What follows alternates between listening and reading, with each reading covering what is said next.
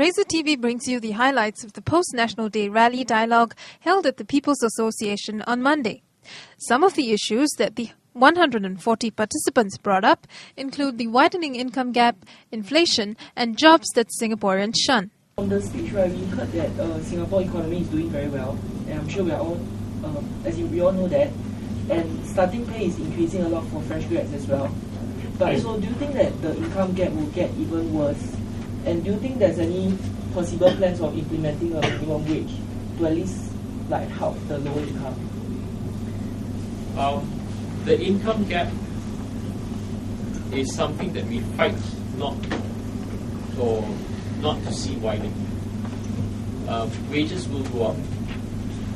The important thing is to make sure that the wages at the lower end of the scale also continue to rise.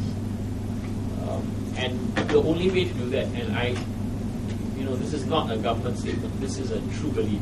The only way to do that is continual education. Because I just graduated, so I was looking at the starting salary for last year's graduate. A lot of people are averaging about $3,000 to $4,000, while at the lower end we still have a lot of people earning $600, $800 a month. So, and with the state which the economy is going, do you think that inflation will become inflation will probably get worse or get faster? And so, in the short run, how will we be making sure that these lower income people are able to cope? We will provide whatever assistance we can in terms of subsidies, in terms of financial help, and we do that already. But in the long run, it must be the retraining, reskilling, upgrading. Dr. Maliki Osman also weighed in on the issue.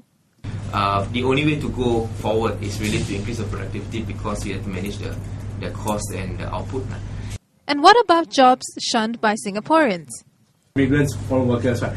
I do agree that there is a need for foreign workers to be in Singapore to fill up some of the gaps, right?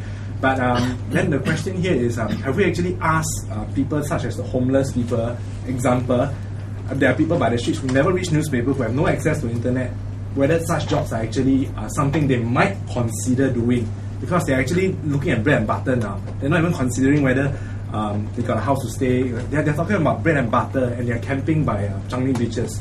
How about putting the money investing in these homeless people, or these people who really need the job, upgrade their skill?